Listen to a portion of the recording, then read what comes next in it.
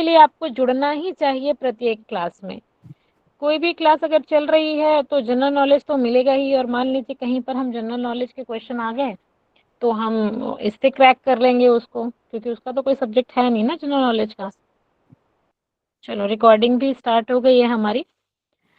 Dipesh sir. Hello madam जी, नमस्ते। जी नमस्कार sir. Sir, सामाजिक विज्ञान का कब होगा मैडम जी? मे बी देखिए विज्ञान के एक सेशन संडे को भी होगा, और अप्रॉक्स मेरे को लगता है कल शायद एसएसटी का हो जाए। वैसे बीच बीच में सुमित सर एसएसटी की क्लास ले रहे हैं, क्योंकि देखिए सिलेबस बहुत ज़्यादा है, तो हम ये भी नहीं चाह रहे हैं कि आप लोग अगर इस समय 1.5 घंटे जुड़ रहे हैं तो स्कूल टाइम पे जुड़ जाएं या कंटिन्यूटी में जुड़ जाएं। हमें अल्टरनेट करना पड़ रहा है सब्जेक्ट को। थोड़ी सी इश्यूज तो हो रहे हैं लगातार क्लास में, और हम चाहते हैं कि कंटिन्यूटी भी बनी रहे सब्जेक्ट की, गैप ना बने आप लोगों का। ठीक है तो मैडम। थोड़ा-सा धीरज करने की आवश्यकता पड़ेगी आप लोग को।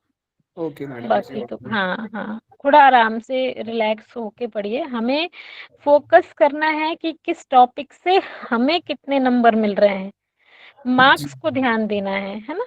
Okay theory okay. से ज़्यादा मार्क्स पे फ़ोकस करना है, और किस ट्रिक से मार्क्स आ जाएँगे उसके बारे में सोचना है। मुझे लग रहा है दीपेश सर हो गया क्या सर? हाँ बस मैं शेयर जी। करता हूँ। जी।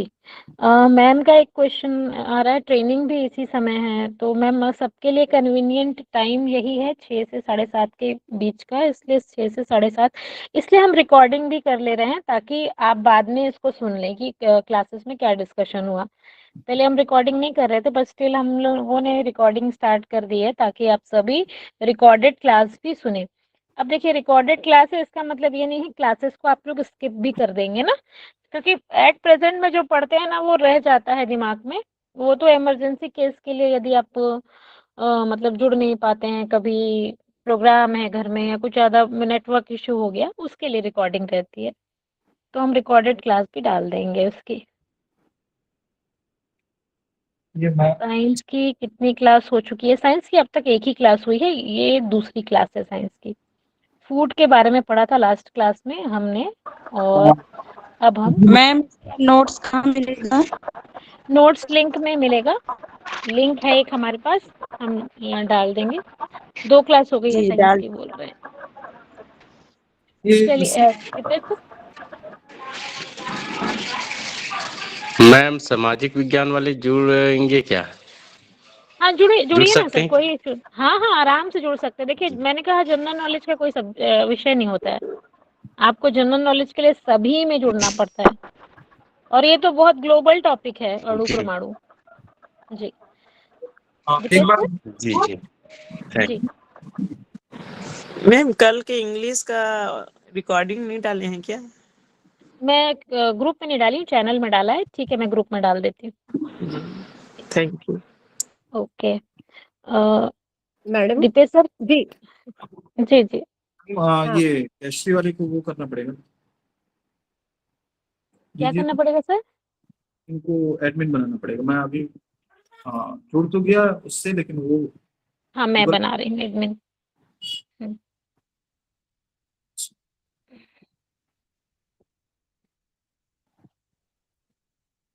हम्म, नहीं दिख रही हैं। अभी रेजन किया। अच्छा, आप खुद है होस्ट हैं सर, आप बना सकते हैं, देखिए। हाँ हाँ हाँ, दिख गए दिख गए। ठीक है। ठीक है हाँ। अरे और बाकी सबका हम वीडियो बंद कर सकते हैं क्या? वीडियो में बंद नहीं कर सकती, सबको म्यूट कर सकती हूँ बस मैं। हाँ तो सबको म्यूट ऑल कर दीजिए। म्यूट कर देती हूँ, म्यूट ऑन कर दिया मैंने, बंद कर दिया मैंने। ठीक है सर। ओके। ये बस मेरा पुनः सभी को मेरा नमस्कार। आज हम जिस टॉपिक पर बात करने वाले हैं वो है हमारा अणु परमाणु। स्क्रीन दिख रहा है कि मेरा स्क्रीन शेयर हो रहा है?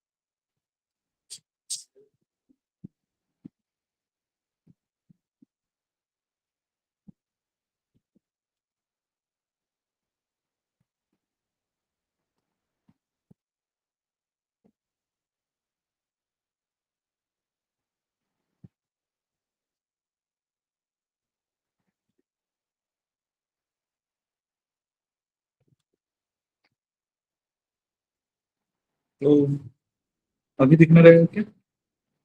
ठीक है, ओके। तो आज हमारा जो टॉपिक है वो है अणु परमाणु।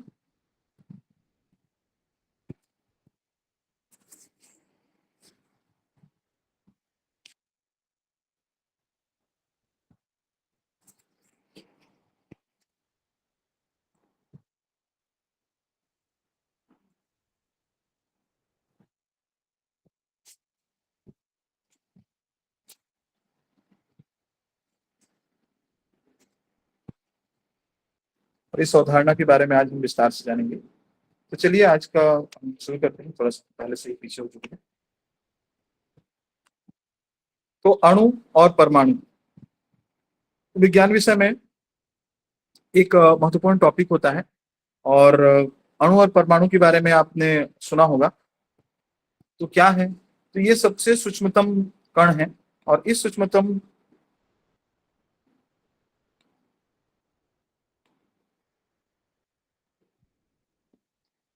कण को ही सबसे पहले परमाणु कहा जाता है। तो उसके लिए ए और टर्म ये आता है कि ए कैन नॉट और टर्म मीन्स कट, जिसको और नहीं काटा जा सकता वो एटम है, पहले ये कहा गया था। तो हमारी भारतीय संस्कृति में कौन हुए हैं? तो वो हुए हैं कणाद। उनसे ये शुरू होता है, कणाद से। लेकिन डाल्टन ने परमाणु का सिद्धांत दिया था, तो उनका नाम आता है तत्व का सूक्ष्मतम कण, जिसको और हम छोटे टुकड़ों में विभाजित नहीं कर सकते। तो वो है हमारा परमाणु। हालांकि अब मॉडर्न साइंस में हम इसको डिवाइड कर सकते हैं, लेकिन अब क्या है, तोड़ तो सकते हैं, काट सकते हैं, लेकिन वैसे के वैसे नहीं मिलेगा। जैसे आयरन या ऑक्सीजन, ऑक्सीजन O2, O2 स्थिति में है, O2 स्थिति से हम उसको O में कन्वर्ट कर सकते हैं। लेकिन O जो है, जब हम उसके एक परमाणु को अगर कट करते हैं तो फिर उसमें न्यूट्रॉन, प्रोटॉन और उस तरीके की तरफ चला जाता है, इलेक्ट्रॉन, न्यूट्रॉन और प्रोटॉन की तरफ चला जाता है। तो अभी भी परमाणु जिसको एक जैसे या सेम उसी प्रकार से परमाणु के रूप में हिस्से में काटा नहीं जा सकता, वो हमारा परमाणु। अणु क्या है? तो अणु है परमाणुओं का समूह। दो या दो से अधिक परमाणु आपस में जब मिले तो वो अणु बनेगा। तो एक जैसे परमाणु मिलेंगे तो भी अणु मिलेगा, बनेगा। जैसे ऑक्सीजन ऑक्सीजन दोनों मिलकर के भी अणु बना सकते हैं, और हाइड्रोजन और ऑक्सीजन दोनों मिलकर के भी अणु बना सकते हैं। वो यौगिक अवस्था है। अब इसके बाद अगला आता है हमारा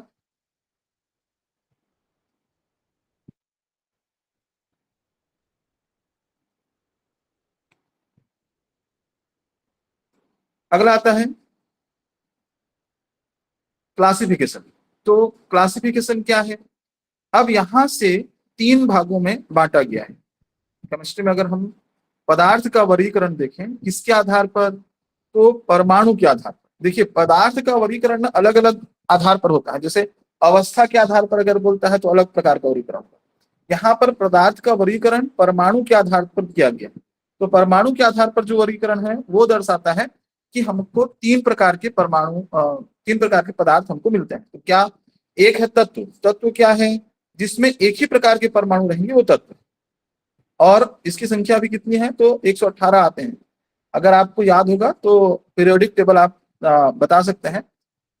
उसको जानना जरूरी है। Hydrogen, helium, lithium, beryllium, boron, carbon, nitrogen, oxygen, chlorine, neon, sodium, magnesium, aluminium, silicon, phosphorus, sulphur, chlorine, argon, potassium, calcium, scandium, titanium, vanadium, chromium, manganese, iron, cobalt, nickel, copper, zinc, gallium, germanium, arsenic, selenium, bromine, krypton, rubidium, strontium, yttrium, zirconium, niobium, molybdenum, technetium, ruthenium, rhodium, palladium, silver, cadmium, indium 3, antimony, tellurium, iodine, xenon, caesium, barium, lanthanum, cerium, praseodymium, neodymium, promethium, samarium, europium, gadolinium, terbium, dysprosium, holmium, erbium, thulium, ytterbium, lutetium, hafnium, tantalum, tungsten, rhenium, osmium, iridium, platinum, gold, mercury. तो ये आपको पता होना चाहिए अगर आप इसमें जाते हैं तो 118, 118 है। मुझे लगता है कि बहुत पहले मैंने याद किया था, अभी मैं एक बार कोशिश करके देख रहा था कि कितना याद है। मुझे लगा 86 तक मैं पहुंच पाया। तो नंबर्स मालूम होने चाहिए। खास करके 10, 20, 30, 40 को तो आप जरूर याद करके रखिए। 10 में आता है, कोई बताएगा?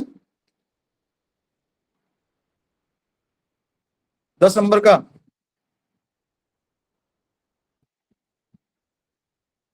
चैट बॉक्स में लिखना है ना आपको।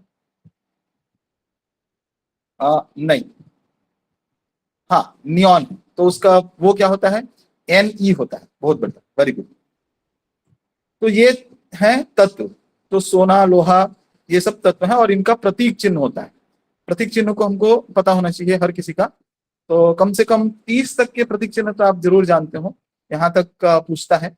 और नए जो परमाणु खोजे जाते हैं उनके भी जो नए तत्व बनाए गए हैं उनके भी 192 के बाद सारे रेडियो एक्टिव, तो उसमें से कुछ जो हैं वो नए नए खोजे गए हैं, और जिसको पहले अनिल क्वेडियम अनिल पेंटियम कहा जाता था, अब उनके नामकरण कर दिए गए। तो जो नए तत्व हैं उनके नाम आपको पता होने चाहिए। फिर दूसरा आता है तत्व से यौगिक। यौगिक क्या है, जो तत्व के एकदम निश्चित अनुपात में बनता है। अब निश्चित अनुपात में मतलब एक हाइड्रोजन, दो हाइड्रोजन और एक ऑक्सीजन, दो हाइड्रोजन और एक ऑक्सीजन, इतना ही होना चाहिए। 3 हाइड्रोजन ले लिए तो काम नहीं बनेगा, तो 2 हाइड्रोजन और एक ऑक्सीजन मिल करके पानी बनाता है, तो इतना ही वाटर बनेगा। ये है यौगिक, तो यौगिक में एकदम फिक्स हो जाएगा।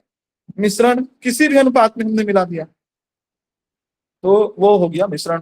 शरबत जो बनाते हैं वो मिश्रण होता है। पानी ले लिए, 2 चम्मच शक्कर डाल दिए, एक नींबू ऐसा रस थोड़ा सा निचोड़ दिए, तो इसकी मात्रा फिक्स नहीं रहती है। हो सकता है आपको ज्यादा मीठा पीना हो तो 3 चम्मच लगा दिए, तो वो मिश्रण होगा। परमाणु के भीतर की बात है। अब यहाँ पर जो है हमारा बहुत महत्वपूर्ण बिंदु है ये इलेक्ट्रॉन। तो परमाणु में 3 मुख्य कण पाए जाते हैं। वैसे बहुत सारे कण खोजे जा चुके हैं, लेकिन मुख्य रूप से जो पाए जाते हैं उनकी संख्या 3 है। तो 3 सबसे पहले आता है इलेक्ट्रॉन। इलेक्ट्रॉन कौन है, तो जो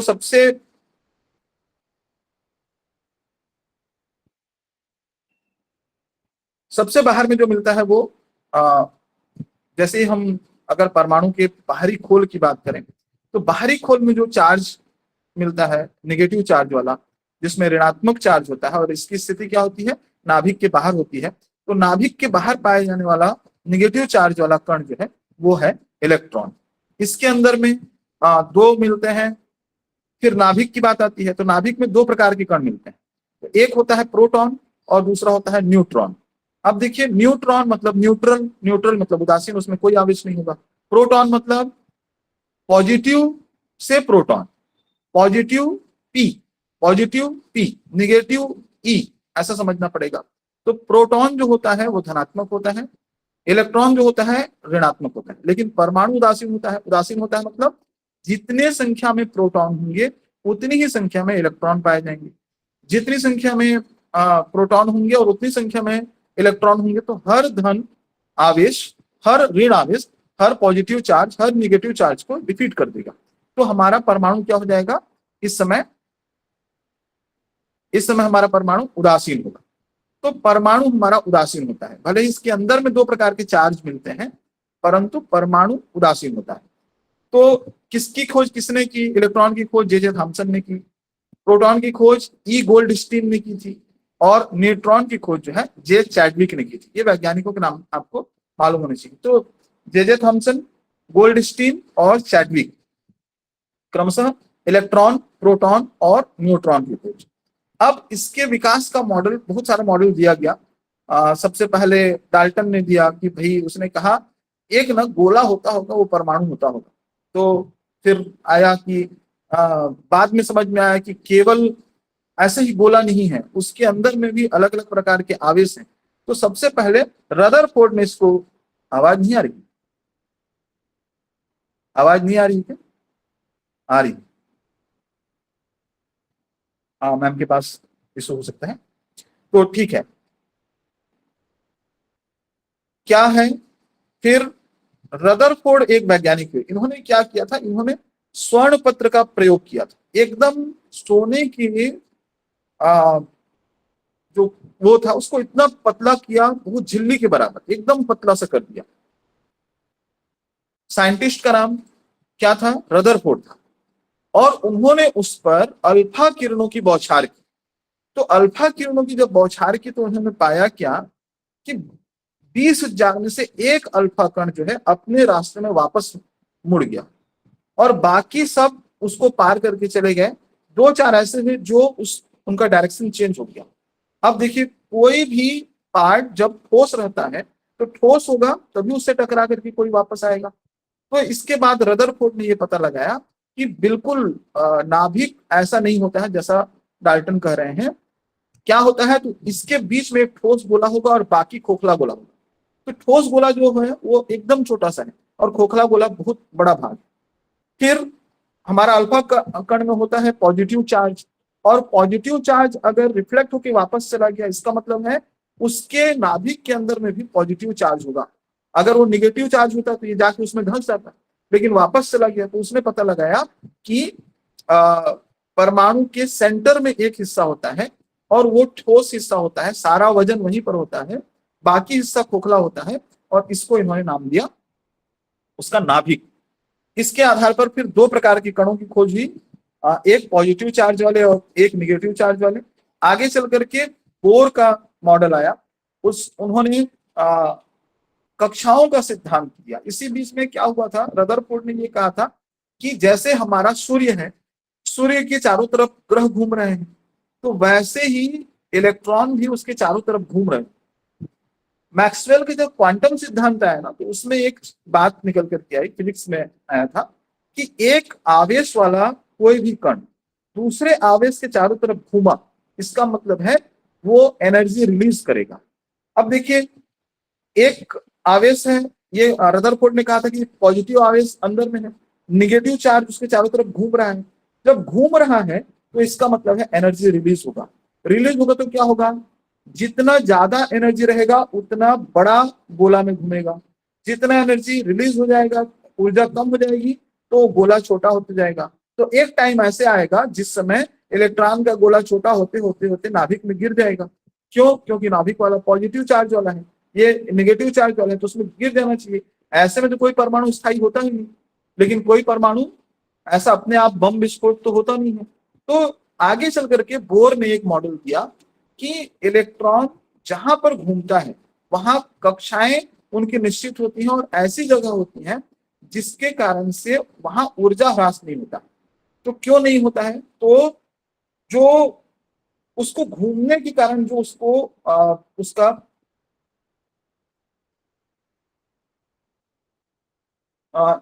इसको कहा जाता है संवेग कहा जाता है।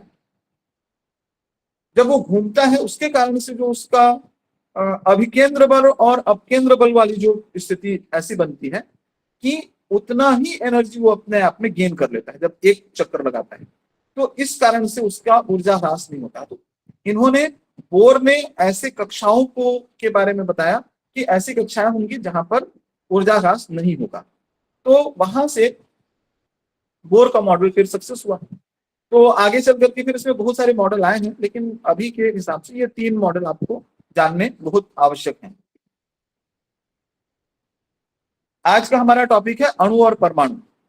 अब इसमें जो महत्वपूर्ण बात है, परमाणुओं की खोज के बाद, तत्वों की खोज के बाद जो बात निकल करके आई वो आई, अब तत्वों के पास अपना इलेक्ट्रॉन है, प्रोटॉन है, न्यूट्रॉन है, इनकी अपनी अपनी एक संख्या होती है। इस संख्या के आधार पर ही तत्वों का वर्गीकरण आगे चल करके किया जा सकता है।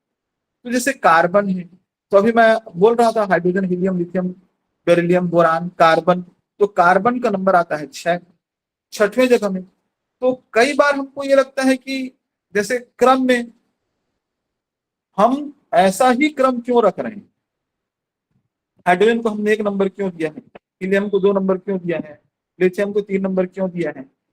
जैसे कक्षा में हमारा नामकरण चलता है, अमित 1 नंबर पर है और विशाखा 2 नंबर पर है और चैतन 3 नंबर पर है, ऐसा हमने नाम दिया है। अब मान लीजिए एक और आर्यन आ गया, तो उसमें क्या हो जाएगा, आर्यन 1 नंबर पर हो जाएगा, अमित 2 नंबर पर हो जाएगा, विशाखा 3 नंबर पर हो जाएगी और चैतन 4 नंबर पर हो जाएगा।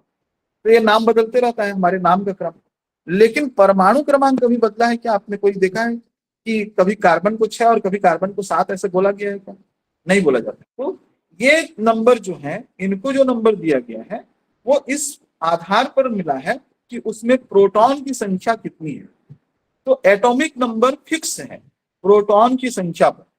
जितनी संख्या में प्रोटॉन होंगे उतना ही उसका एटॉमिक नंबर होगा। इसका मतलब प्रोटॉन अगर बदल गया तो एटॉमिक नंबर बदल जाएगा। तो किसी का भी नंबर 6 है, इसका मतलब है उसमें प्रोटॉन की संख्या कितनी है? 6 है। इसके अलावा एक और नंबर आता है, जब आप देखेंगे तो कार्बन 6 12 लिखा रहता है, 6 और 12। तो 12 क्या है? 12 उसका एटॉमिक नंबर है। एटॉमिक नंबर कहा जाता है या मास नंबर कहा जाता है। एटॉमिक नंबर नीचे 6 और ऊपर में जो लिखा रहता है वो मास नंबर है।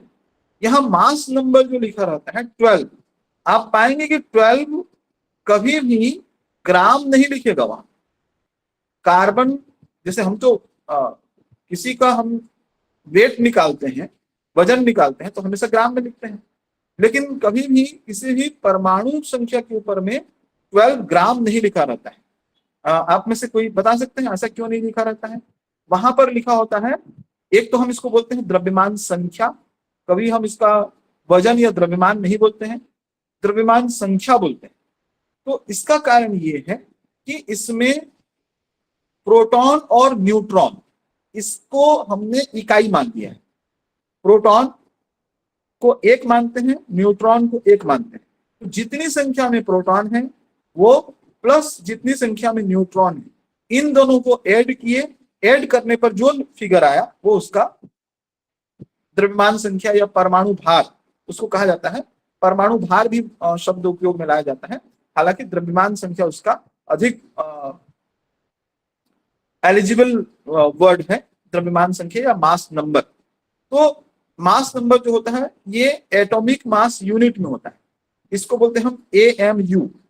हाँ, हमेशा याद रखिएगा, एटॉमिक मास के लिए हमारा जो यूनिट है वो एटॉमिक मास यूनिट है, AMU। कभी कभी ये प्रश्न पूछता है और उसमें ग्राम किलोग्राम सब दिया रहेगा, तो ग्राम किलोग्राम कुछ नहीं होता है, एटॉमिक मास यूनिट होता है और वो प्रोटॉन और न्यूट्रॉन की संख्या है। तो यहाँ जो 12 दिख रहा है, इस 12 में एक बात पता चल गई। क्या पता चल गई? कि नीचे का जो 6 है वो प्रोटॉन की संख्या है, ऊपर का जो 12 है वो प्रोटॉन और न्यूट्रॉन की संख्या है। तो अब आप फटाक से बताइए इसमें न्यूट्रॉन की संख्या कितनी है? चैट बॉक्स में कमेंट कीजिए, न्यूट्रॉन की संख्या कितनी है?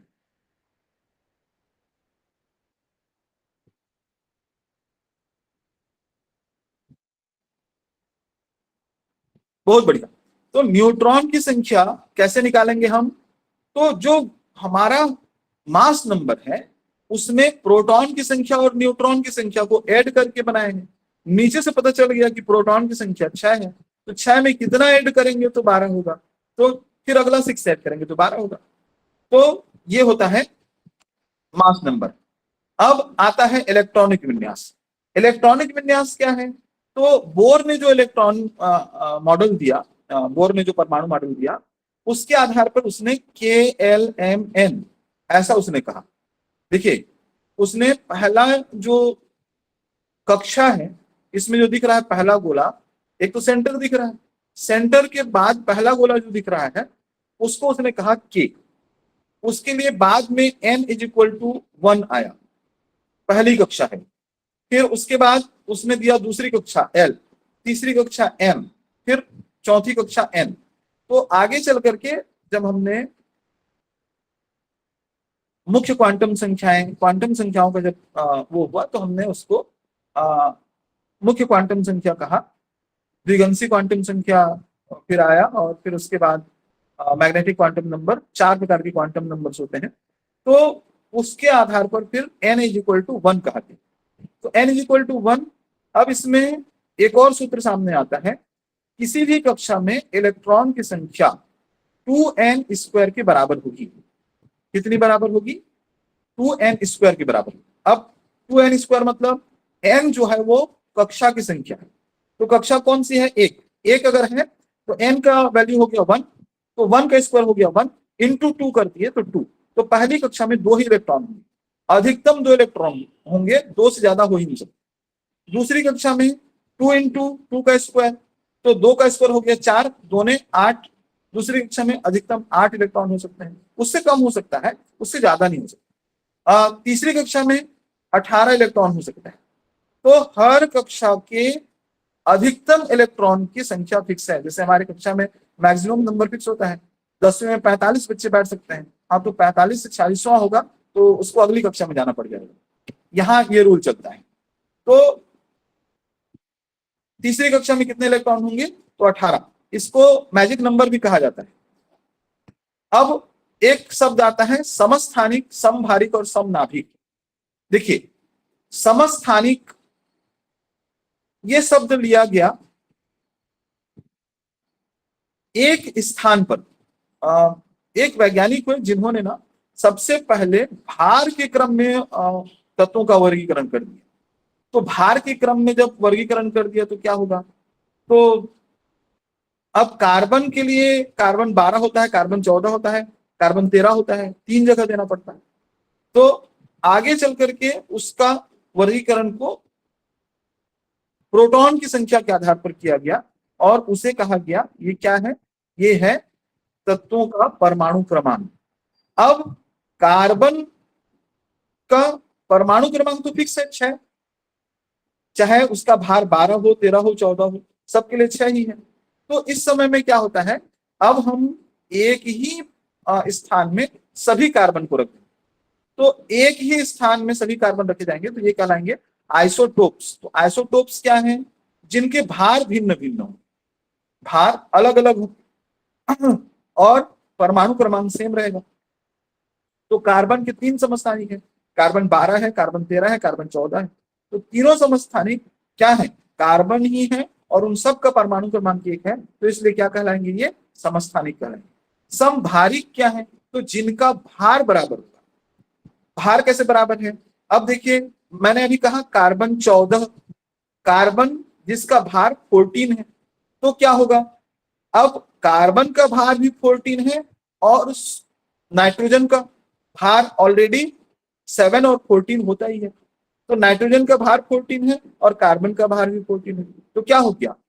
नाइट्रोजन और कार्बन दोनों का वेट, मतलब परमाणु मास नंबर जो है वो बराबर हो गया। तो ये क्या होंगे? ये समभारिक होंगे। जैसे कैल्शियम और आर्गन, कैल्शियम का भी 40 हो गया और आर्गन का भी 40 हो गया। तो कैल्शियम और आर्गन दोनों का 40 होने से दोनों समभारिक होंगे। लेकिन समभारिक में जरूरी क्या है? परमाणु क्रमांक अलग अलग होना चाहिए, तभी हम उसको समभारिक मानेंगे। एक होता है समनाभिक या सम न्यूट्रॉनिक भी कहा जाता है इसको। तो आइसोटोन्स या सम न्यूट्रॉनिक किसे कहते हैं? जिसमें न्यूट्रॉन की संख्या इक्वल हो, बराबर हो। न्यूट्रॉन की संख्या कैसे निकालते हैं? तो अभी आप कार्बन का निकाल रहे थे, तो कार्बन 13 का न्यूट्रॉन की संख्या निकाल के बताइए। कार्बन 13 में न्यूट्रॉन की संख्या कितनी होगी? कार्बन 13 में न्यूट्रॉन की संख्या कितनी होगी? 7 होगी। ठीक है, तो कार्बन 13 में न्यूट्रॉन की संख्या 7 हो गई। ठीक, और नाइट्रोजन 14 में न्यूट्रॉन की संख्या कितनी होगी? नाइट्रोजन 14 में न्यूट्रॉन की संख्या कितनी होगी? तो नाइट्रोजन 14 में भी न्यूट्रॉन की संख्या 7 होगी। तो 7 यहां भी 7 वहां भी, दोनों में न्यूट्रॉन की संख्या बराबर है। तो अलग अलग परमाणु जिसमें न्यूट्रॉन की संख्या बराबर हो, सम न्यूट्रॉनिक कहलाएगा, आइसोटोन्स कहा जाता है। अब आते हैं हम रासायनिक सूत्र और द्रव्यमान में, फॉर्मूला एंड मास। तो ये बहुत जरूरी है। कोई भी परमाणु भार या परमाणु मास नंबर जो है, उस मास नंबर के आधार पर हम उसके अणुभार या अणु द्रव्यमान का भी मान निकाल सकते हैं। जैसे H2O, इसमें हम हाइड्रोजन पहले नंबर पर आता है और हाइड्रोजन पहले नंबर पर आता है, उसका परमाणु नंबर भी 1 है और परमाणु भार भी 1 ही है, 1H1 लिखा जाता है। ऑक्सीजन 8 और 16 है, तो 8O16 लिखा जाता है। तो अब देखिए H2O अगर है, सूत्र क्या है? H2O कितना हाइड्रोजन है? 2 हाइड्रोजन। हर हाइड्रोजन का मास कितना है? एक हाइड्रोजन का 1 है, तो 2 हाइड्रोजन का 2 होगा, तो 2 उसका ले लिए। ऑक्सीजन का कितना है? ऑक्सीजन का 16 है, तो ऑक्सीजन 16 + 2 = 18। सोडियम हाइड्रोक्साइड का कोई निकाल के बताएंगे? NaOH इसका कितना होगा, NaOH का अणु द्रव्यमान।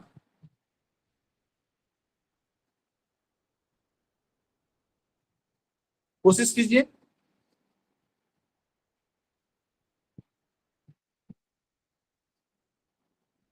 अणुभार निकालना आना ही चाहिए।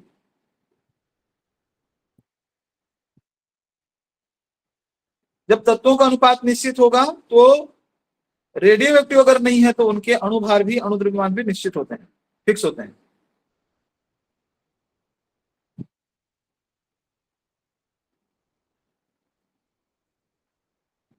NaOH,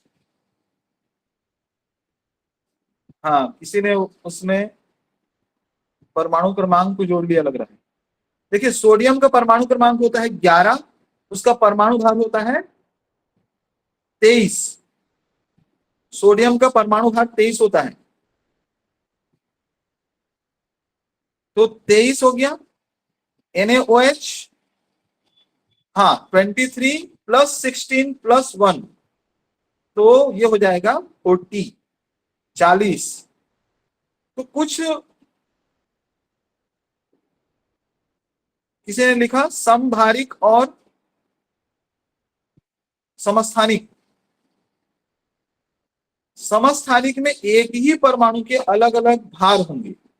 कार्बन के ही कार्बन 12, कार्बन 13, कार्बन 14 होगा, तो ये समस्थानिक है। समभारिक दो अलग अलग परमाणु जिसके भार बराबर होंगे, जैसे नाइट्रोजन 14 और कार्बन 14, जैसे कैल्शियम और आर्गन 40-40, तो ये दोनों क्या है, समभारिक। अब आते हैं मोल संकल्पना। तो अब परमाणुओं पर जब काम किया गया तो एक एवोगैड्रो नामक एक वैज्ञानिक हुए। इन्होंने क्या पाया, इन्होंने पाया कि जब भी ये रिसर्च कर रहे थे तो एक नंबर इन्होंने निकाला 6.022 इंटू 10 का पावर 23। अब देखिए मोल संकल्पना को थोड़ा गहराई से समझने की आवश्यकता है। अभी मैं जब बता रहा था तो कार्बन 14 या फिर H2O का अणुभार मैंने कहा कितना होता है, H2O का 18 होता है। तो 18 क्या 18 ग्राम है? वो 18 ग्राम है क्या? 18 ग्राम कह सकते हैं क्या? नहीं कह सकते। 18 क्या लिखेंगे? 18 एटॉमिक मास यूनिट लिखेंगे, 18 AMU लिखेंगे। अब जो 18 AMU है, इस 18 AMU को अगर हम कहें कि भाई ये कितना ग्राम है, तो कैसे पता चलेगा कितना ग्राम है? 18 AMU कितना ग्राम है, कैसे निकालेंगे? तो एवोगैड्रो एक वैज्ञानिक थे जिन्होंने AMU और ग्राम के बीच में संबंध निकाला। उसके परमाणु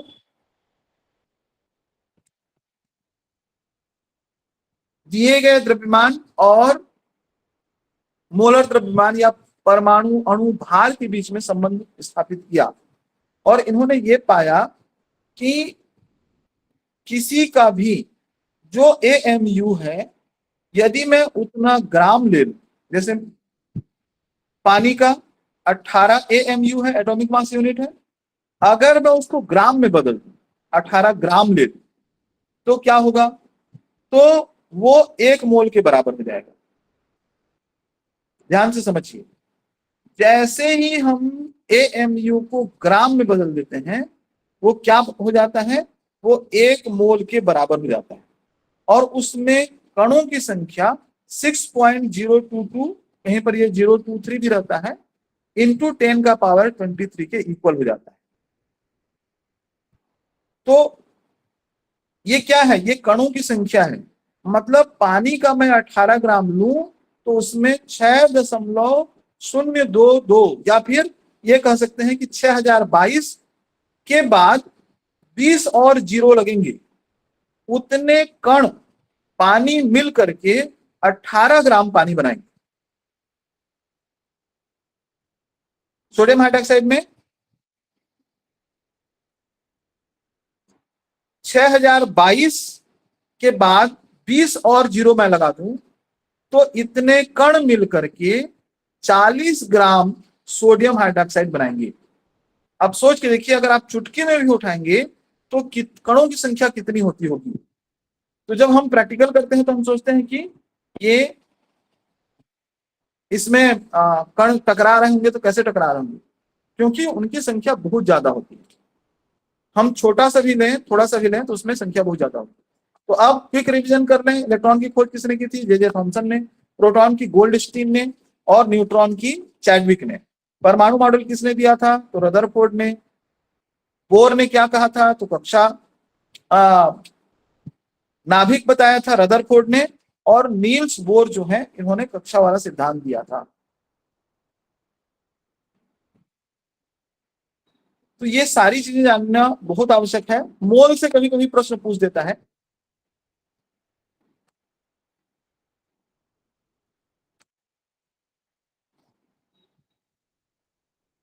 तो ये कुछ बातें थी। रासायनिक परिवर्तन के कुछ संकेत हैं जिससे हमें पता चलता है कि अभिक्रिया हुई कि नहीं हुई। तो कौन कौन से 4 संकेत हमको देखने में मिलेंगे? तो एक तो तापमान में परिवर्तन होता होगा, गैसें निकल रही होंगी, कलर बदल जा रहा होगा, और एक है या तो अवस्था में परिवर्तन हो रहा होगा। तो कितनी अवस्थाएं होती हैं रसायन के आधार पर? पदार्थ की अवस्थाएं कितनी होती हैं?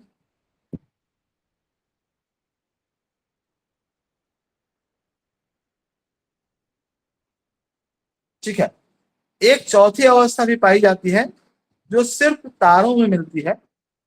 इसका नाम कोई जान रहा है क्या? प्लाज्मा। ठीक है, तो हमारे पृथ्वी के हिसाब से कहें तो हम 3 ही स्टेट मिलेंगे, 3 स्टेट मिलते हैं और चौथा स्टेट नहीं होगा। तो सॉलिड, लिक्विड, गैस। अब समीकरण कैसे लिखते हैं? तो समीकरण magnesium plus oxygen equal to magnesium oxide. द्रव्यमान संरक्षण का नियम ये कहता है कि इस तरफ जितने तत्व शामिल होंगे, हमेशा उस समय संतुलित समीकरण में उधर भी तत्वों की संख्या उतनी ही होगी। तो 2Mg plus O2 is equal to MgO, magnesium oxide. अब यहां मैंने लिखा 2Mg plus O2 is equal to MgO। Mg plus O2 is equal to MgO2 होगा क्या?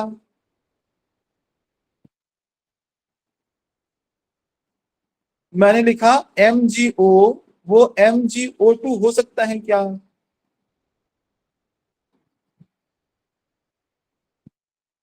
Mg2O हो सकता है क्या? नहीं हो सकता है। क्यों नहीं हो सकता है?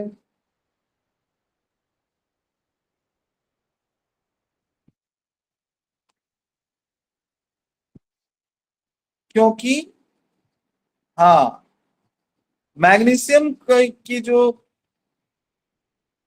वैलेंसी है वो फिक्स है। तो मैग्नीशियम ऑक्साइड में MgO ही फॉर्मूला होगा, MgO2 या Mg2O नहीं हो सकता है। अब एक होता है अभिक्रिया के प्रकार। अभिक्रिया 4 प्रकार के होते हैं। एक अभिक्रिया होता है कॉम्बिनेशन, संयोजन अभिक्रिया। संयोजन अभिक्रिया क्या है?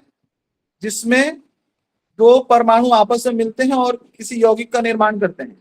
जैसे C plus O2 is equal to CO2 बन गया, तो इसको हम क्या कहते हैं? इसको कॉम्बिनेशन कहते हैं, संयोजन अभिक्रिया। जब 2 या 2 से अधिक अभिकारक मिलेंगे और एक उत्पाद बना तो उसको हम कहते हैं संयोजन अभिक्रिया। अभिक्रिया का दूसरा प्रकार, 4 प्रकार की अभिक्रिया होती है। पहला संयोजन, दूसरा होता है वियोजन। वियोजन क्या है? जब एक बड़ा परमाणु टूटता है और एक से अधिक छोटे छोटे हिस्सों में बढ़ जाता है तो हम उसको कहते हैं वियोजन। जैसे 2H2O को हम विद्युत वियोजन किए तो 2H2 प्लस O2 बनता है। AgCl का प्रकाशीय वियोजन होता है।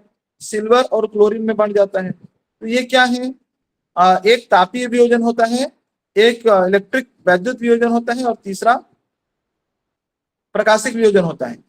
तो 3 प्रकार का वियोजन संभव है। वियोजन अभिक्रियाएं किसे कहते हैं, जिसमें एक अभिकारक 2 या 2 से अधिक उत्पाद बना देता है। फिर होता है डिस्प्लेसमेंट। तो डिस्प्लेसमेंट में क्या होता है, कोई उसको उसके जगह से हटा देता है। जैसे Fe प्लस CuSO4, तो यहाँ क्या कर रहा है, आयरन कॉपर को उसके जगह से हटा दे रहा है, इसको हम कहते हैं डिस्प्लेसमेंट। तो यहाँ एक चीज देखना पड़ता है, अधिक क्रियाशील तत्व ही कम क्रियाशील तत्व को हटा सकता है, कोई भी किसी को डिस्प्लेस नहीं कर पाएगा। अगर मैं इसी को FeSO4 प्लस Cu लिखूं तो Fe प्लस CuSO4 हो सकता है क्या, FeSO4 प्लस Cu लिख दूं तो CuSO4 प्लस Fe हो सकता है क्या, नहीं हो सकता। क्यों नहीं हो सकता, क्योंकि आयरन जो होता है कॉपर की तुलना में अधिक क्रियाशील तत्व है, इसीलिए कॉपर सल्फेट CuSO4 इसको नीला थोथा भी कहा जाता है। तो नीला थोथा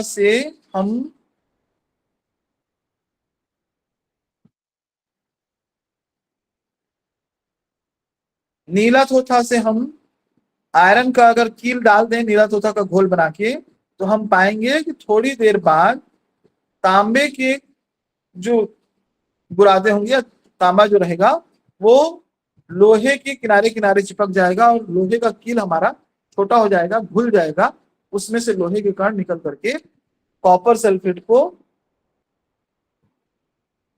आयरन सल्फेट में चेंज कर देंगे। तो ये जानना जरूरी है, विस्थापन में अधिक क्रियाशील तत्व कम क्रियाशील तत्व को हटा देता है। आजकल असर्शन और उसका जमाना है, तो हमको ये जानने की आवश्यकता है। फिर एक और होता है द्विविस्थापन अभिक्रिया, डबल डिस्प्लेसमेंट। अभी हमने जो देखा पिछला डिस्प्लेसमेंट में एक ही जने अपनी जगह से हटा पा रहा था, इसमें दोनों एक दूसरे को हटा सकते हैं। जैसे NaSO4 प्लस BaCl2, तो BaSO4 प्लस NaCl ये बन जाता है। तो BaSO4 क्या होता है, ये ठोस होता है, अवक्षेप के रूप में नीचे बैठ जाएगा, इसका प्रेसिपिटेशन हो जाएगा, अवक्षेपण कहते हैं हिंदी में। तो डबल डिस्प्लेसमेंट है ये, A B C और D, तो B को D ने रिप्लेस कर दिया, दोनों ने एक दूसरे को रिप्लेस कर दिया, तो इसको हम क्या कहेंगे, इसको हम कहेंगे डबल डिस्प्लेसमेंट। तो इस तरीके से 4 प्रकार की अभिक्रियाएं होती हैं। अब हम अभिक्रिया का अगर हम ऊर्जा के आधार पर देखें तो 2 प्रकार की ऊर्जा आधारित अभिक्रियाएं होती हैं। एक को कहा जाता है एक्सोथर्मिक और दूसरा होता है एंडोथर्मिक। एक्सोथर्मिक जो एनर्जी रिलीज करता है, कुछ ऐसी अभिक्रियाएं हैं जिसमें से ऊर्जा बाहर निकल के आती है, इसको हम ऊष्माक्षेपी अभिक्रिया कहते हैं। जो ऊष्मा शोषी अभिक्रियाएं हैं वो ऊष्मा सोख पाती है। तो कौन सा सोख पाता है और कौन सा बाहर निकाल पाता है, कैसे पता चलेगा हमको, तो देखिए कोई भी अभिक्रिया जब इस प्रकार से हो कि उसमें अभिक्रिया होने के लिए हमें उसे गर्म करने की आवश्यकता, तापमान देने की आवश्यकता हो, कुछ प्रकाश में रखने की आवश्यकता हो, जब इस प्रकार से होगा तो ये क्या है, ये ऊष्मा शोषी अभिक्रिया है। लेकिन जब हम मिला दिए और जैसे ही हमने मिलाया हम ये पाए कि हमारा जो पॉट है जिसमें हमने उसको रखा था वो धीरे धीरे गर्म होना शुरू कर दिया। आप में से किसी को याद है ऐसा कब होता है, कोई दैनिक जीवन की कोई घटना बताएंगे जिसमें ये होता है?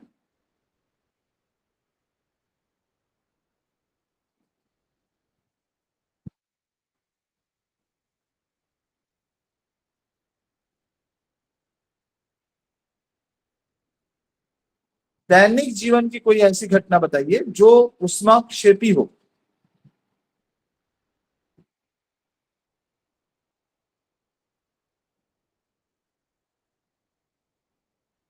चूने को पानी में जब हम घोलते हैं तो चूना गर्म कर देता है। इसीलिए हम जब चूना को घोल रहे होते हैं तो डंडे की सहायता से उसको घोलते हैं, हाथ मत लगाओ बोलते हैं, नहीं तो हाथ जल जाएगा। तो ये क्या है, ये एक्सोथर्मिक है। इसके अलावा क्या होता है, कभी कभी कास्टिक सोडा का आप उपयोग करते हैं तो भी वो भी एक्सोथर्मिक है। ठीक है, वेरी नाइस। एक और अभिक्रिया होती है जिसको हम कहते हैं रेडॉक्स रिएक्शन। रेडॉक्स मीन्स होता है जहां पर रेड रिडक्शन और ऑक्सीडेशन दोनों अभिक्रियाएं होती हैं। तो रिडक्शन ऑक्सीडेशन में सबसे पहले तो इसकी एक सामान्य परिभाषा दी गई थी कि किसी में हाइड्रोजन जुड़ा या ऑक्सीजन हटा, ऑक्सीजन का हटना और हाइड्रोजन का जुड़ना, इसको रिडक्शन कहा गया, अपचयन कहा गया। और जिसमें ऑक्सीजन जुड़ा या हाइड्रोजन हटा तो उसको क्या कहा गया, ऑक्सीडेशन, ऑक्सीकरण कहा गया। तो पहली परिभाषा ये आती है, ऑक्सीजन का हटना क्या है, अपचयन है, ऑक्सीजन का जुड़ना ऑक्सीकरण है। लेकिन सारे अभिक्रियाओं में ऐसा होगा नहीं। जैसे अभी हम देख रहे थे पिछले अभिक्रिया, इसमें अगर हम कहें यहाँ तो Fe+CuSO4 और FeSO4+Cu बन रहा है, इसमें किसका ऑक्सीकरण हो रहा है, किसका अपचयन हो रहा है, तो ऑक्सीजन और हाइड्रोजन तो कहीं नहीं है यहाँ पर। तो इसको हम कैसे परिभाषित करेंगे, तो आगे चल करके एक और परिभाषा विकसित हुई ऑक्सीकरण और अपचयन की, जिसमें ये कहा गया कि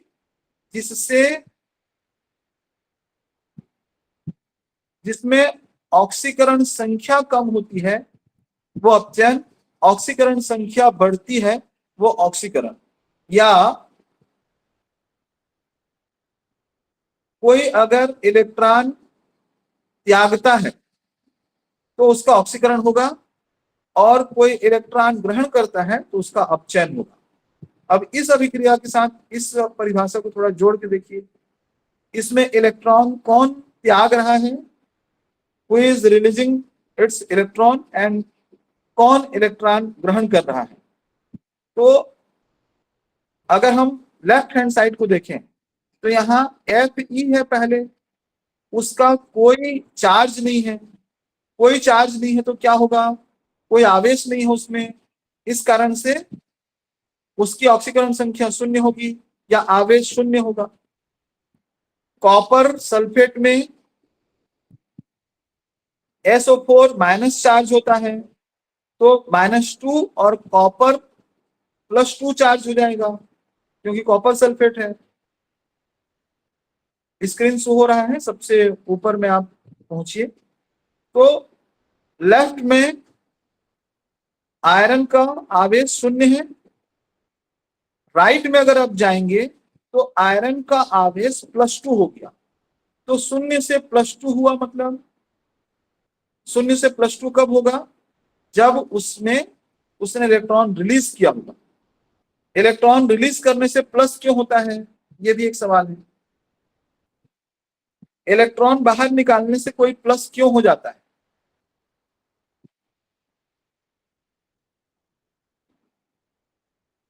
चैट बॉक्स में लिखिए।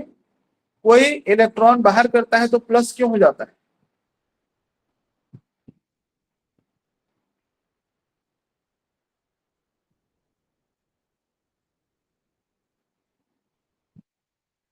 अंतिम कक्ष इलेक्ट्रॉन नेगेटिव है, ठीक है, दूसरे को देता है। अच्छा, दूसरे को देता है तो देने वाला पॉजिटिव है। हाँ भैया, देने वाला पॉजिटिव क्यों है, ये पूछ रहे हैं।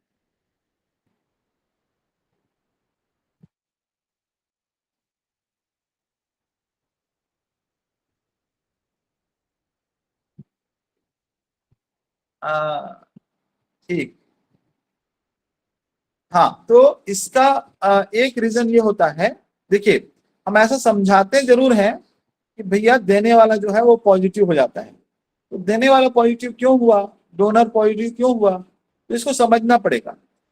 प्रत्येक तत्व में उदासीन अवस्था जरूर होती है, लेकिन मैंने कहा था उसमें प्रोटॉन की संख्या और इलेक्ट्रॉन की संख्या बराबर होती है, इस कारण से उदासीन होता है। अब मान लीजिए जैसे अभी आयरन की बात चल रही है, तो आयरन का परमाणु क्रमांक कितना होता है, कोई बताएंगे?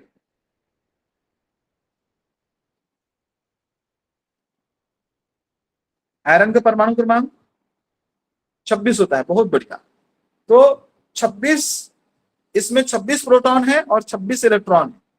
लेकिन जैसे ही आयरन +2 बनाया तो क्या होगा, 2 इलेक्ट्रॉन निकल गए। तो इसमें 26 प्रोटॉन और 24 इलेक्ट्रॉन बच गए। इलेक्ट्रॉन बच गए 24। तो 24 जो निगेटिव चार्ज था वो 24 पॉजिटिव चार्ज को हैंडल कर पाया। 2 जो पॉजिटिव चार्ज को हैंडल नहीं कर पाया तो वही उसके ऊपर में सोक हो गया +2। तो प्रोटॉन की संख्या इलेक्ट्रॉन की संख्या से ज्यादा हो गई, इसलिए पॉजिटिव चार्ज। और जो इलेक्ट्रॉन ग्रहण करता है, जैसे क्लोरीन 17 है, 17 परमाणु, 17 इलेक्ट्रॉन और 17 प्रोटॉन है। एक इलेक्ट्रॉन जैसे ही वो ले लिया तो क्या हो गया, उसके में इलेक्ट्रॉन की संख्या 18 हो गई, प्रोटॉन की संख्या 17 रह गई। तो क्या हो गया, माइनस चार्ज वो शो करेगा, क्लोरीन माइनस हम कहेंगे। तो देता है और लेता है, तो ये हम एक उसको टर्मिनोलॉजी यूज करते हैं कि वो दे रहा है तो डोनर है और ले रहा है तो इसलिए वो ऋणी है। लेकिन एक्चुअल रीजन क्या है उसका, उसका रीजन है प्रोटॉन और इलेक्ट्रॉन की संख्या से।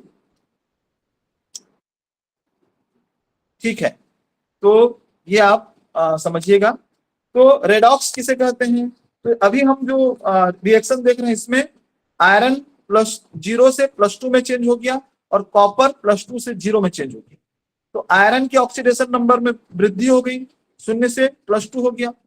और कॉपर जो था +2 था अब 0 हो गया, उसके ऑक्सीडेशन नंबर में कमी आ गई। तो जिसका ऑक्सीडेशन नंबर बढ़ता है उसका ऑक्सीडेशन हो रहा है, जिसका ऑक्सीडेशन नंबर कम होता है उसका रिडक्शन हो रहा है। तो आयरन का ऑक्सीडेशन हुआ, कॉपर का रिडक्शन हुआ। अब यहां पर ये एक और बात आता है, ऑक्सीकारक और अपचायक।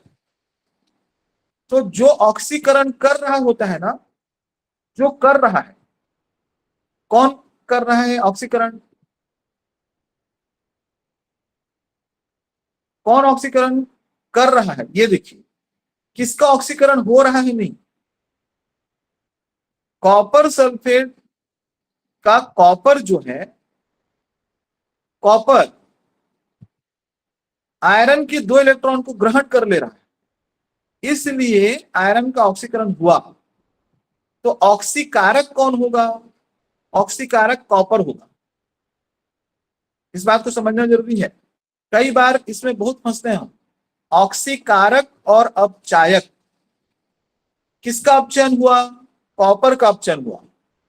उसका अपचयन क्यों हुआ, क्योंकि उसको इलेक्ट्रॉन मिला इसलिए उसका अपचयन हुआ। तो उसको इलेक्ट्रॉन दिया किसने, आयरन ने दिया। तो आयरन ने दिया, तो आयरन ने उसके अपचयन में अपनी भूमिका निभाई, तो अपचायक आयरन हो जाएगा।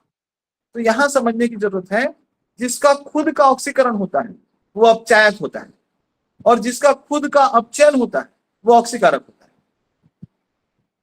Oxidising agent and reducing agent, जिसका खुद का ऑक्सीकरण हो रहा होगा वो अपचायक होगा, जिसका खुद का ऑक्सीकरण हो रहा होगा वो अपचायक होगा, और जिसका खुद का अपचयन हो रहा होगा वो ऑक्सीकारक होगा। तो ये रेडॉक्स है, प्रत्येक ऑक्सीकरण अपचयन दोनों साथ साथ चलते हैं, इसलिए हम इसको क्या कहते हैं, रेडॉक्स कहते हैं। तो लोहे पर जंग लगना, ये होता है संक्षारण। तो कभी कभी एक प्रश्न उठता है, जब लोहे पर जंग लगता है तो उसका भार बढ़ जाता है या कम हो जाता है। कम हो जाता है। अच्छा, कम हो जाता है, कम हो जाता है, कम हो जाता है, कम हो जाता है, कम हो जाता है, कम हो जाता है, बढ़ जाता है। अच्छा, चलिए फटाफट आंसर कीजिए। तो 191 है, देखते हैं कितने लोगों को पता है कम होता है या बढ़ता है।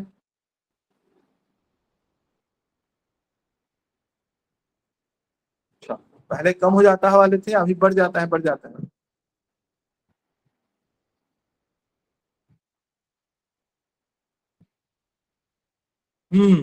तो एक्चुअल में देखिए, लोहा जब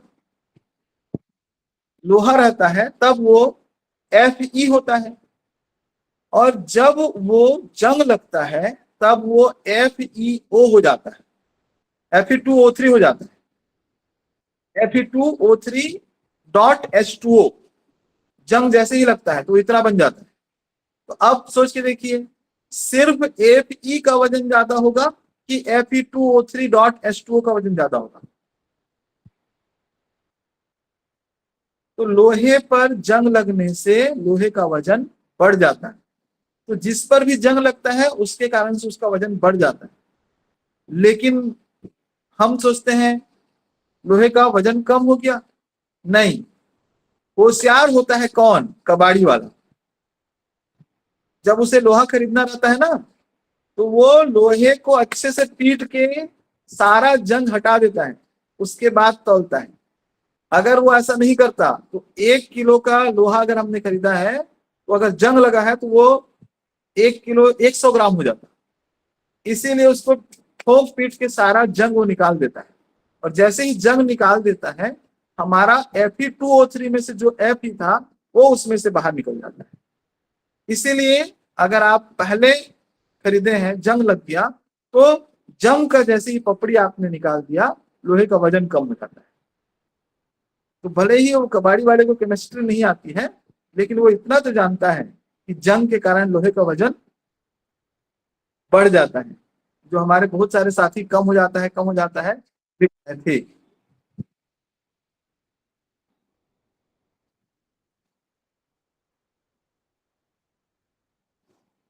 ठीक है,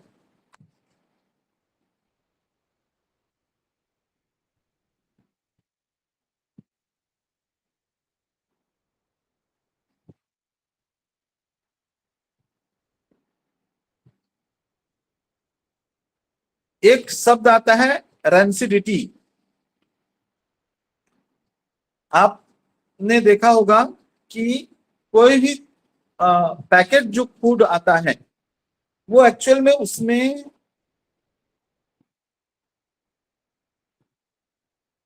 खराबी क्यों नहीं आती है बहुत समय या कुछ दिनों तक रखने के बावजूद भी? तो एक्चुअल में खराबी तभी आएगी जब ऑक्सीजन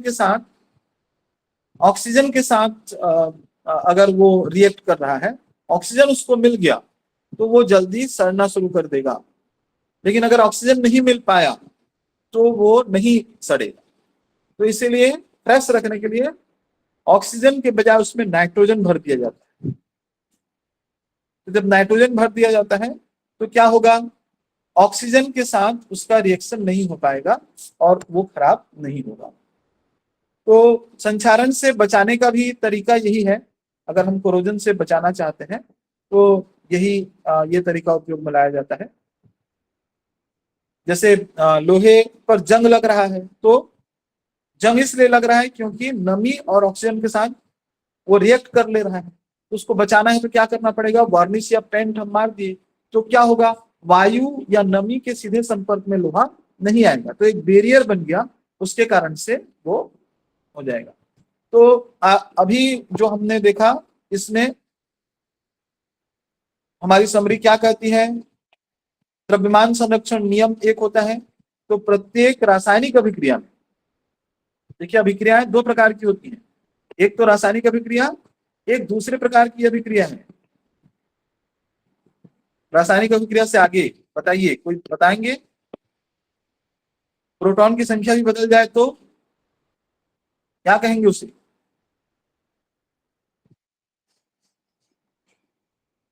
उसे हम कहते हैं नाभिकीय अभिक्रियाएं।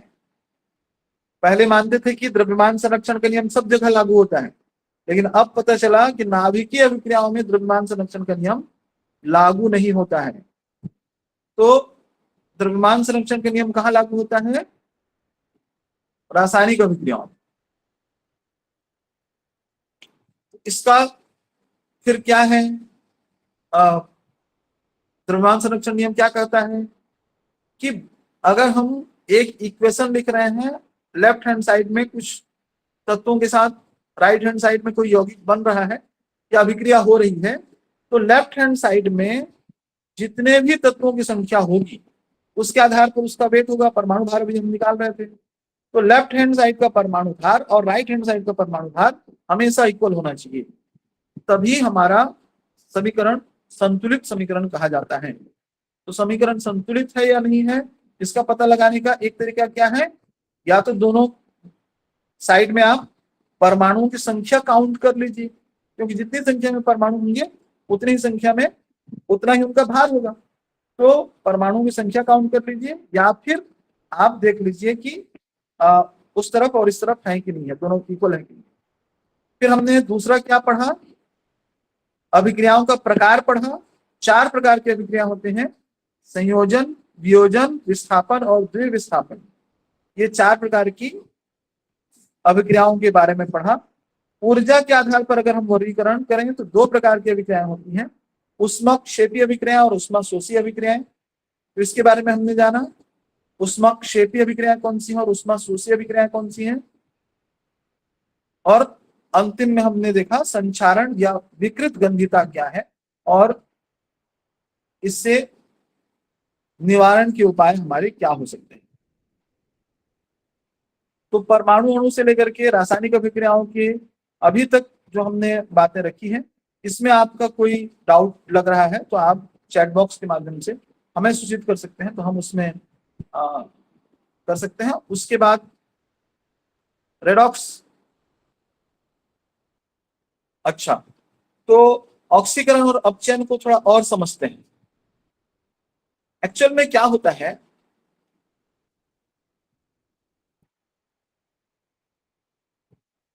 सबसे पहले जो उसका नियम आया था, ऑक्सीजन का जुड़ना ऑक्सीकरण है, हाइड्रोजन का निकलना अपचयन, ये उसका पहला बिंदु है। लेकिन उससे आगे फिर हम आगे बढ़े हैं, तो रेडॉक्स जब हम समझते हैं तो हमको इलेक्ट्रॉन के लेन देन से समझना पड़ता है। कोई इलेक्ट्रॉन रिलीज किया, इलेक्ट्रॉन बाहर निकाला, तो क्या होगा? उसका ऑक्सीकरण हो रहा होगा। कोई इलेक्ट्रॉन ग्रहण किया तो उसका क्या हो रहा होगा? अपचयन हो रहा होगा। इलेक्ट्रॉन के लेन देन से ही समझना पड़ेगा। इलेक्ट्रॉन रिलीज किया तो ऑक्सीकरण, इलेक्ट्रॉन लिया तो अपचयन। तो कोई भी धातु जो है वो अगर आयन में परिवर्तित हो रहा है, धातु आयन में परिवर्तित हो रहा है, तो सोडियम आयन कब बनेगा? जब इलेक्ट्रॉन रिलीज करेगा।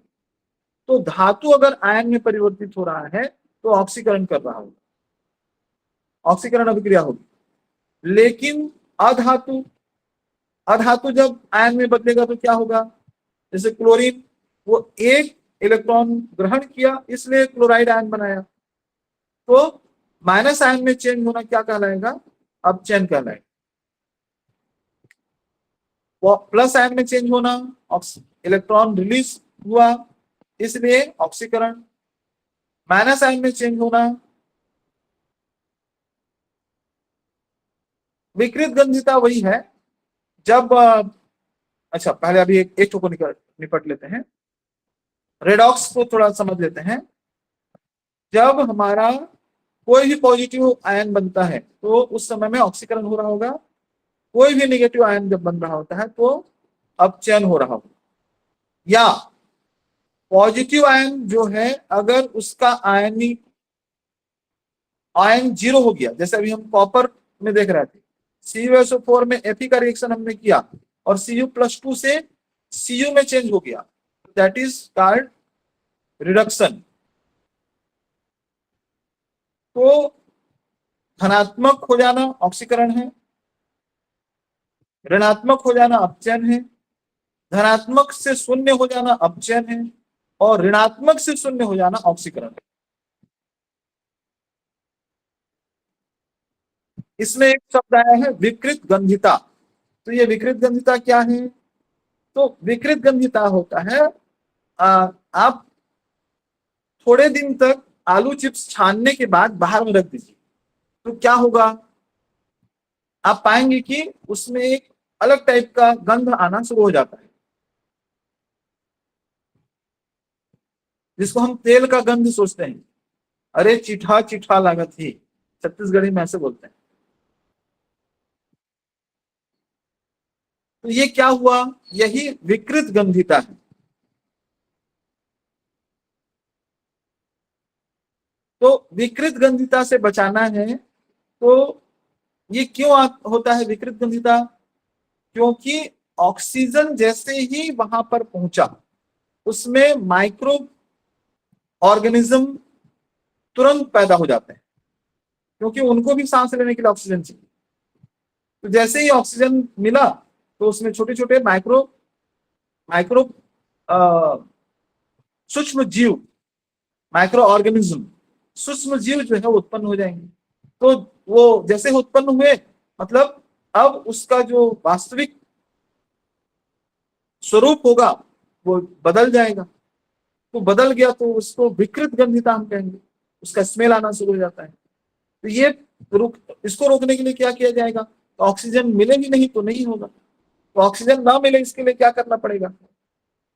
अब पैकेट में नाइट्रोजन भर दिया जाए। तो नाइट्रोजन की मात्रा बहुत ज्यादा अगर भर दिया है, तो वो कभी भी, जब तक वो खुलेगा नहीं तब तक वो ऑक्सीजन के संपर्क में नहीं आएगी। तो नाइट्रोजन इसीलिए भरा जाता है। नाइट्रोजन के बजाय हाइड्रोजन क्यों नहीं भरते हैं? ऐसा भी हो सकता है। तो नाइट्रोजन प्रकृति में आसानी से मिलता है। हमारे वायुमंडल में नाइट्रोजन का प्रतिशत कितना है? 78% है। और 78% है तो आसानी से उपलब्ध है, आसानी से उपलब्ध है और बहुत ज्यादा महंगा नहीं है, इसलिए नाइट्रोजन का उपयोग किया जाता है।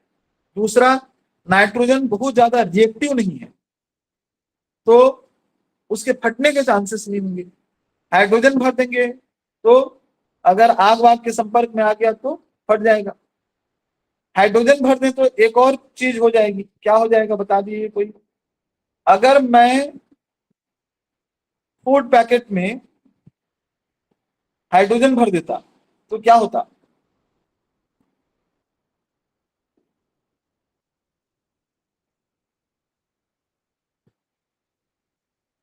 ब्लास्ट हो जाता। अच्छा, उड़ने लगेगा। इन्होंने सही पकड़ा है। उसका वेट बहुत कम हो जाएगा, और वेट कम हो जाएगा तो जो पन्नी है वो धीरे से ऊपर चला जाएगा, आसानी से ऊपर चला जाएगा, हल्का होता है, बिल्कुल उड़ने लगेगा। तो अगर उसमें ज्यादा वेट नहीं है ना, जैसे अभी चिप्स में होता है, एकदम थोड़ा सा चिप्स रहता है, वेट ज्यादा नहीं होता, तो पता चलता है कि आपने बाहर में टांगा है और आपके 4 चिप्स उड़ करके ऊपर चले गए।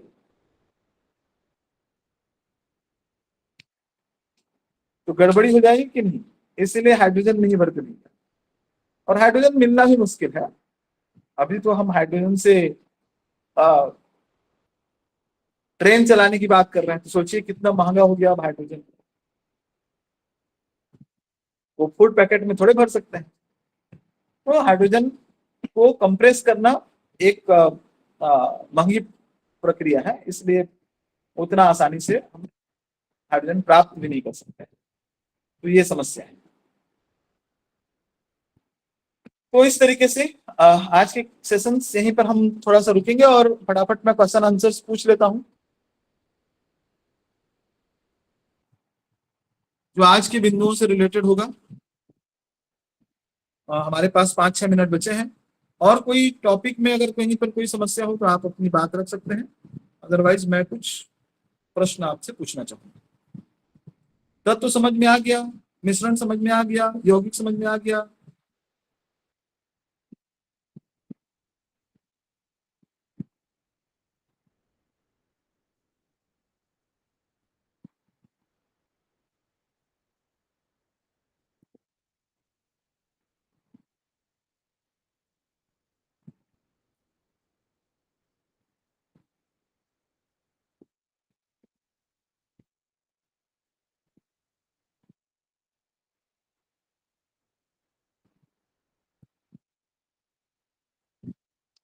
परमाणु का सिद्धांत किस वैज्ञानिक ने दिया?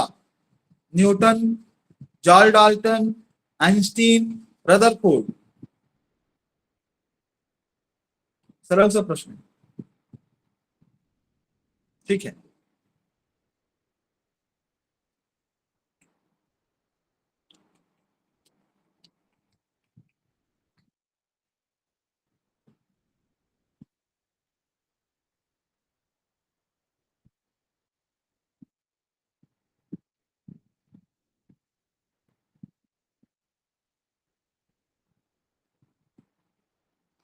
आजकल ना कथन कारण प्रश्न बहुत ज्यादा आ रहे हैं, तो उसका थोड़ा सा प्रैक्टिस कर लेते हैं। जल का अणु 3 परमाणुओं से मिलकर बना है।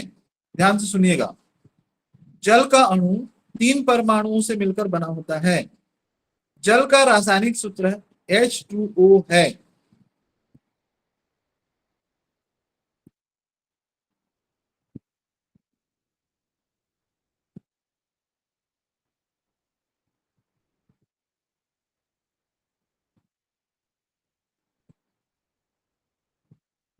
ये सही है, बहुत बढ़िया। हाँ, क्वेश्चन शो नहीं हो पा रहा है, कोई नहीं। एक और प्रश्न है, अभी ध्यान से सुनिएगा। इलेक्ट्रॉन पर ऋणात्मक आवेश होता है। इलेक्ट्रॉन नाभिक के बाहर परिक्रमण करते हैं। कथन है इलेक्ट्रॉन पर ऋणात्मक आवेश होता है, कारण इलेक्ट्रॉन नाभिक के बाहर परिक्रमण करते हैं।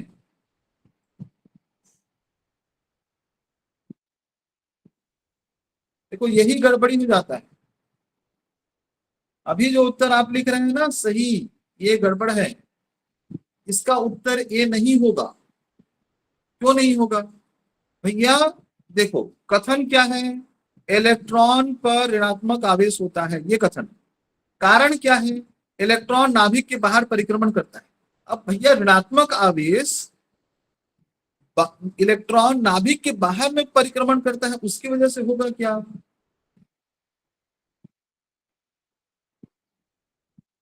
हाँ, ये समझना पड़ेगा ना। दोनों सही हैं, लेकिन कारण कथन की व्याख्या नहीं करता है।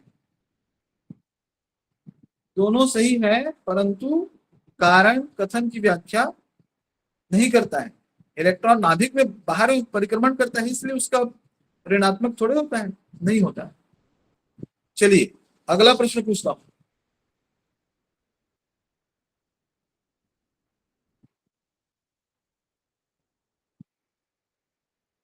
अणु एक या एक से अधिक परमाणुओं से मिलकर बनता है। अणु एक या एक से अधिक परमाणुओं से मिलकर बनता है। कारण है परमाणु स्वतंत्र अवस्था में सदैव पाए जाते हैं।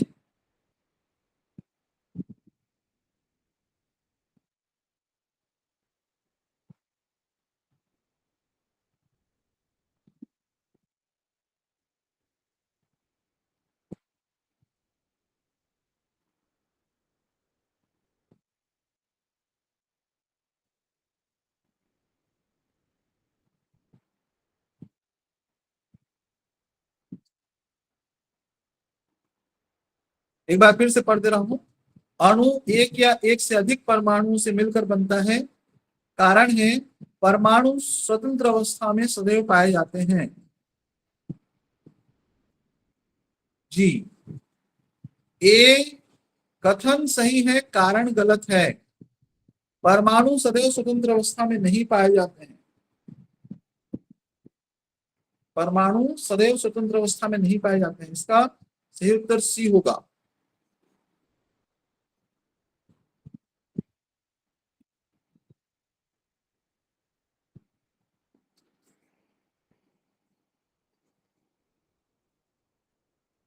तो ठीक है, आज हमारे विज्ञान की कक्षा थी और हम घटते घटते 150 तक पहुंच आए हैं। तो हो सकता है साइंस वालों की संख्या कम हो, इस कारण से आज हमारी उपस्थिति भी 250 के आसपास ही रही।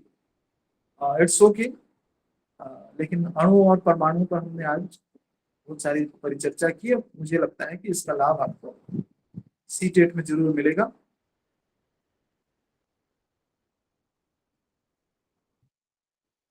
तो हमारी ओर से बहुत शुभकामनाएं कि आप इसी प्रकार से अच्छे से सीटेट की तैयारी करते रहें और बहुत जल्द आप सीटेट जब एग्जाम दिलाएं बहुत अच्छे अंकों के साथ आप उत्तीर्ण हो।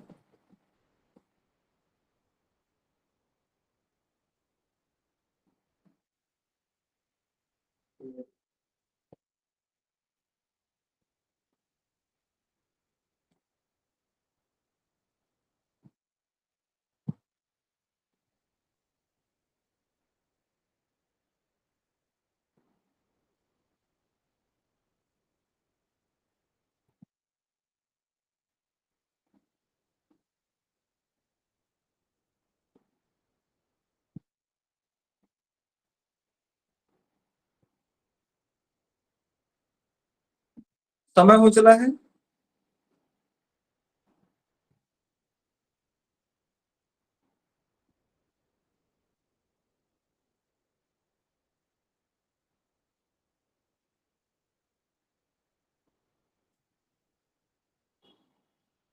उसमें मैम आप जुड़े हैं क्या?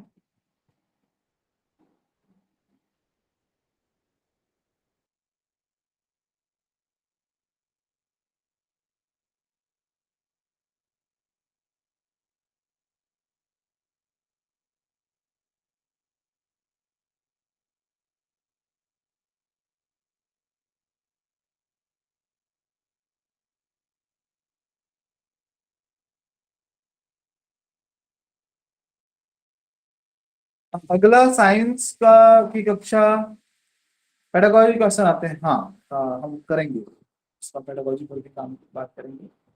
इसमें भी कि हम संडे को साइंस की नेक्स्ट प्रोग्राम भी करते हैं। ठीक है।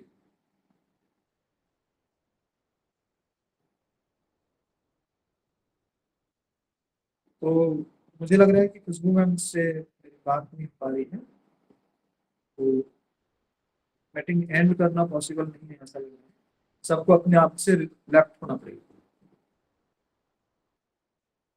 ठीक है, थैंक यू सो मच।